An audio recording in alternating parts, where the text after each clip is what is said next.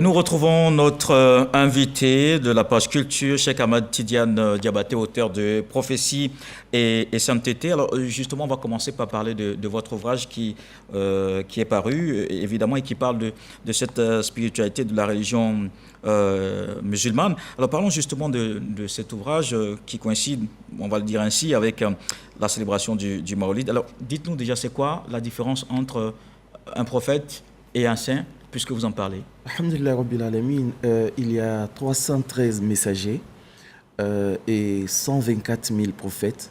Et le tout dernier messager et prophète fut le prophète Mohammed alayhi salatu wassalam. Et les enseignements que ces prophètes-là ont laissés, il fallait avoir des héritiers. Et là où s'arrête la prophétie et commence la sainteté.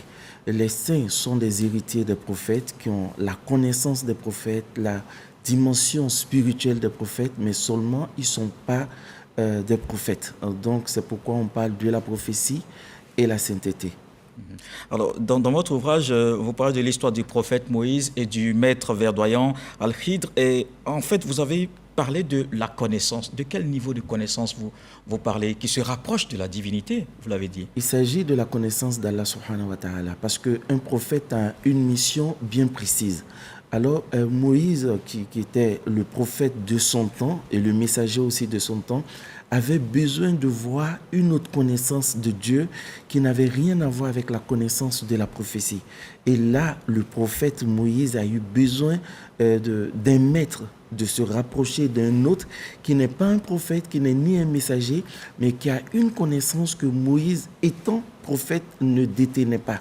Et c'est en ce moment qu'il est allé vers son maître et il a appris des connaissances de lui que lui, Moïse, ignorait. Et c'était quoi, entre autres?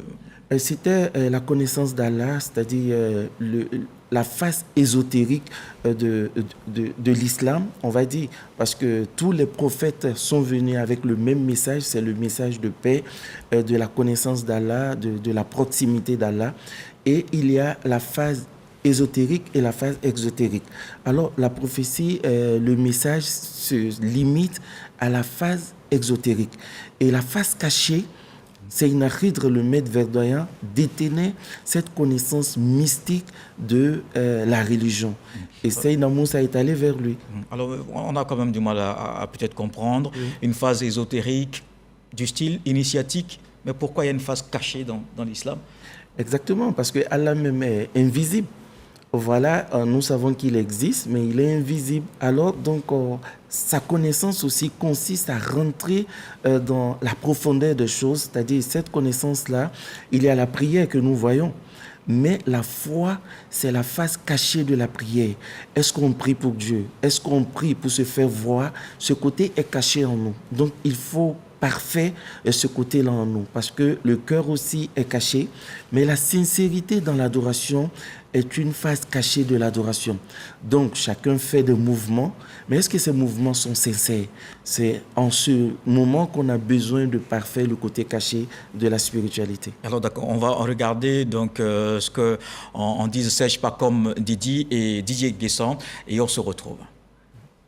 Prophétie et sainteté, lumière sur le récit de Moïse et d'Al-Khidr est l'œuvre littéraire du théologien musulman Cheikh Ahmad Tidiane Diabaté, imam de la grande mosquée d'Abobo.